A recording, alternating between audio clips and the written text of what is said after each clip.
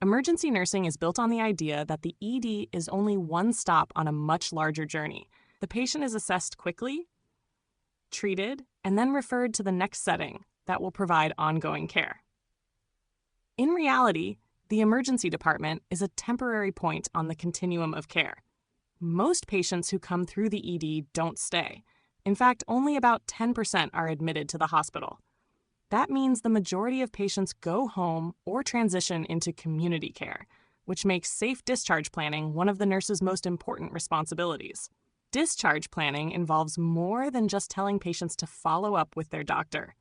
Nurses provide instructions in clear and accessible formats: verbal explanations, written sheets, video instructions, and pre-printed guides for common conditions like concussions.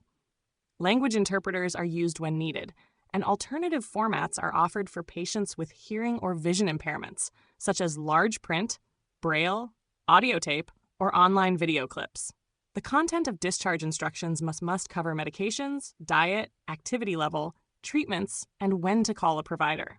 This is also the teachable moment, when nurses can talk about prevention strategies such as smoking cessation, injury prevention, or alcohol counseling. The goal is always clear communication, legible, simple, and focused on the most important points. Safe discharge doesn't end with the patient walking out the door. Some patients need referrals to social workers, home health services, or community agencies. For older adults or patients with disabilities, arranging this support before discharge can prevent unnecessary return visits or readmissions. For those going back to long-term care facilities, it's vital to communicate any changes in health status directly with the facility. Many EDs also face repeat visits from patients with non-urgent problems. These patients often use the ED because outpatient resources aren't available. To help close that gap, some areas now use mobile integrated health or community paramedicine programs. EMS personnel make in-home visits to assess needs, provide education, and reduce unnecessary ED use. Older adults make up a large portion of ED patients, and their care brings unique challenges. About a third of ED visits by patients over 65 result in hospital admission, and the percentage rises with age. Trauma, especially falls, is a common reason. Older adults often present with vague symptoms like weakness, fatigue, incontinence, or changes in mental status. These non-specific signs may mask life-threatening conditions, which makes assessment more complicated. Complicating matters further, older patients may respond differently to treatments, present atypically, and face higher risks of complications. Beyond the physical challenges, they may see an ED visit as a crisis, the end of their independence, or even a signal of impending death. Nurses must recognize this fear, provide reassurance, and address psychosocial support needs.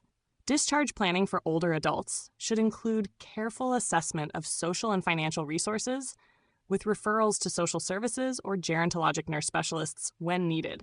Another growing consideration in emergency care is obesity. Rising obesity rates affect nearly every aspect of ED management. Equipment must be able to accommodate higher weight, from stretchers and gowns to CT scanners.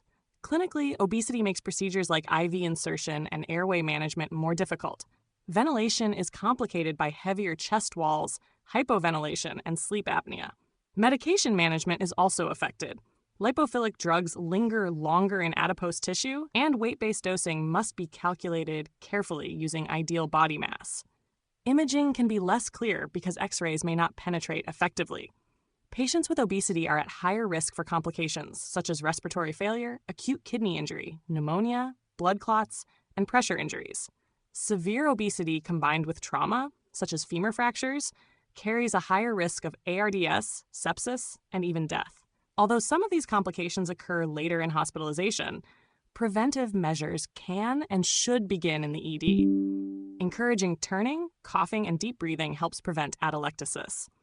Removing backboards early and starting respiratory care can improve recovery. Transfer planning also requires ensuring that appropriately sized equipment is available. In summary, the ED is only the beginning of the patient's care journey.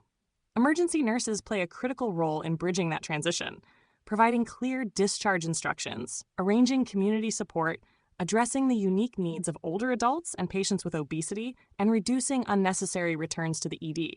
Holistic planning and careful attention to these details help ensure continuity, safety, and better outcomes.